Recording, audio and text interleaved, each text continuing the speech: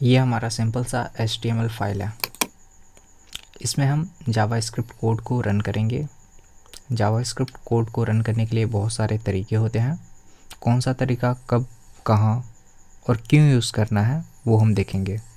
हम external JavaScript को क्यों यूज़ करते हैं और इंटरनल स्क्रिप्ट कब लिखते हैं वो देखेंगे। तो सबसे पहले हम इस HTML फाइल को रन करते हैं। किसी ब्राउज़र के अंदर रन करने के लिए सिंपल हमें इसका कॉपी पाथ करना होगा जहाँ पे ये बना हुआ है।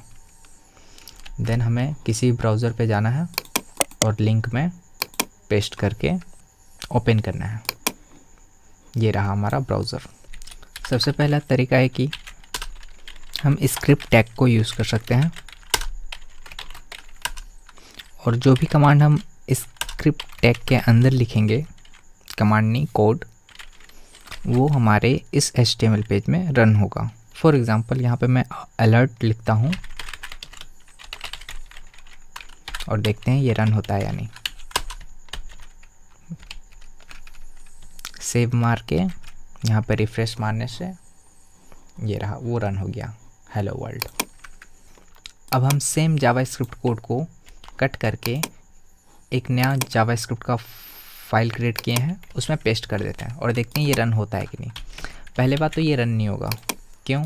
क्योंकि ये दोनों फाइल जो हैं वो एक दूसरे से सेपरेटेड है और दोनों को एक दूसरे का लोकेशन नहीं पता है। तो एक पहला कारण ये हो गया जिसके कारण हमारा कोड रन नहीं होगा। दूसरा कारण, जावास्क्रिप्ट के अंदर हमें स्क्रिप्ट टैग यूज़ नहीं करना है। ये स्क्रिप्ट टैग ओनली HTML के अंदर यूज़ करने के लिए बना हुआ है, ना कि जावास्क्रिप्ट कोड के अंदर। तो हमने स्क्रिप्ट टैग काट दिया और अलर्ट टैग। अब ये रन होगा?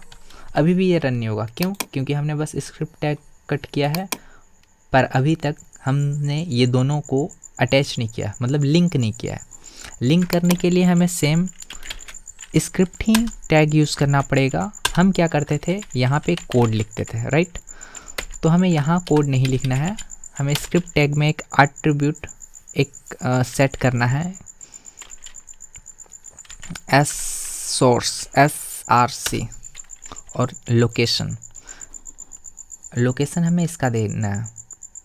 जबकि मुझे पता है कि सेम फोल्डर में ही ये है, मुझे इसका एब्सोल्यूट पाथ देने का कोई ज़रूरत नहीं है। मैं इसका रिलेटिव पाथ दे देता हूँ, ./ और JS कोड .js। बस इतना लिखने का ज़रूरत है। और अब हमारा ये दोनों फाइल एक दूसरे के साथ लिंक हो गया है। ये दोनों एक दूसरे के साथ लिंक हो गया है।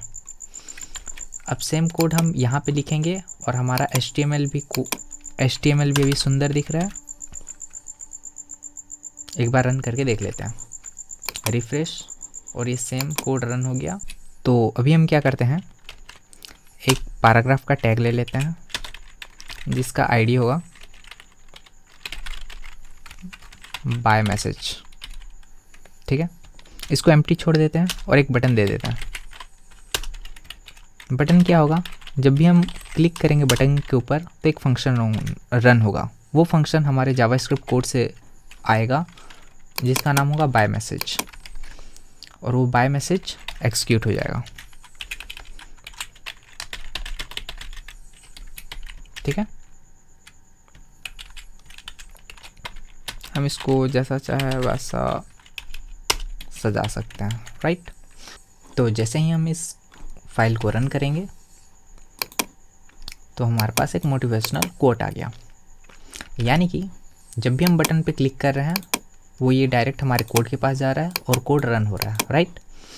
अब हमें क्या करना है, यहाँ पर हम जो स्क्रिप्ट लिखे हैं यहाँ पर भी हम कुछ लिखते हैं, जैसे कि अलर्ट वर्किंग। क्या ये कोड रन होगा? क्या ये कोड रन होगा? नहीं होगा। चेक कर लेते हैं, यहाँ पे आते हैं, रिफ्रेश मारते हैं, बाय बाय आ रहा है, पर ये अलर्ट वर्किंग का मैसेज नहीं आ रहा है। क्यों नहीं आ रहा? क्योंकि हमने दोनों को मिक्स कर दिया है। हमने इनलाइन स्क्रिप्ट और एक्सटर्नल स्क्रिप्ट को मिक्स कर दिया है, जो कि पॉसिबल नहीं है। अगर हमें नया लिखना है तो हमको नया लिखना होगा। राइट। ये हमारा एक्सटर्नल स्क्रिप्ट हो गया।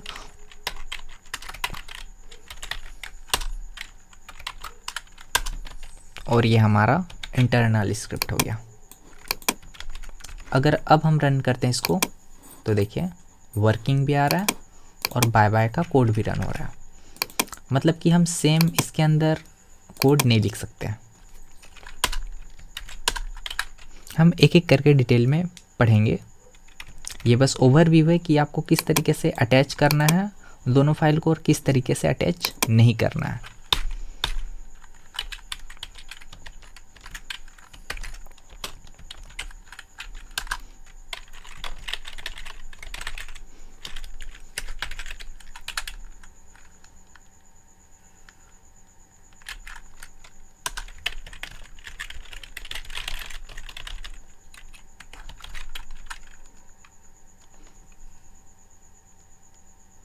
और हम चाहें तो जितने चाहे उतने जावास्क्रिप्ट को इसमें रन कर सकते हैं। इसमें कोई लिमिटेशंस नहीं है। जैसे कि यहाँ पे जेएस कोड है, यहाँ पे कोई और फाइल नाम हो गया, यहाँ पे कोई और फाइल नाम हो गया। मतलब हम जितने चाहे उतने एक्सटर्नल जावास्क्रिप्ट कोड को रन कर सकते हैं